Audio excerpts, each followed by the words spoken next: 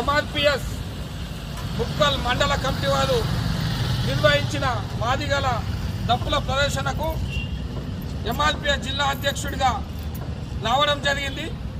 అలాగే ఈరోజు ఈ దప్పుల ప్రదర్శన చేయడానికి ముఖ్య కారణం మొన్న షమీమ్ అఖ్తర్ గారు రిపోర్ట్ ఇవ్వడం జరిగింది వర్గీకరణ మీద. అందులో మాదిగలకు 9% ఇవ్వడం జరిగింది. మాదిగల జనాభా ఈ రాష్ట్రంలో 32 లక్షలు. కానీ ఆ 32 లక్షలకు రావాల్సిన జనాభా 11% అయితే మాలలకు 5% ఇచ్చి మాదిగలకు 9% ఇవ్వడం సామాజిక న్యాయం లోపించిందని చెప్పడానికే ఇక్కడికి రావడం జరిగింది. అలాగే 15 లక్షలు ఉన్న మంది మాలలకు 5% ఇచ్చినప్పుడు 32% ఉన్న మాదిగలకు 11% ఇవ్వాలి. రేవంత్ రెడ్డి ప్రభుత్వానికి లెక్కలు వస్తాయో ఒకసారి గుర్తు చేయాల్సిన విజ్ఞప్తి చేస్తున్నాను.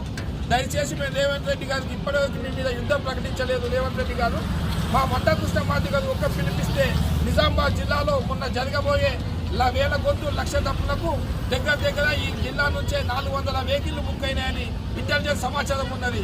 దయచేసి మాతో మీరు కొద్దితోని కోపుకున్నట్లే ఉంటుంది కాబట్టి మా యుద్ధం చేస్తే మిగతా ప్రభుత్వాలకు ఎట్లో తెలుసు. కానీ రేవంత్ రెడ్డి గారికి అందుకని నేను యుద్ధం చేస్తున్నాను. సామాజిక న్యాయం పాటించండి.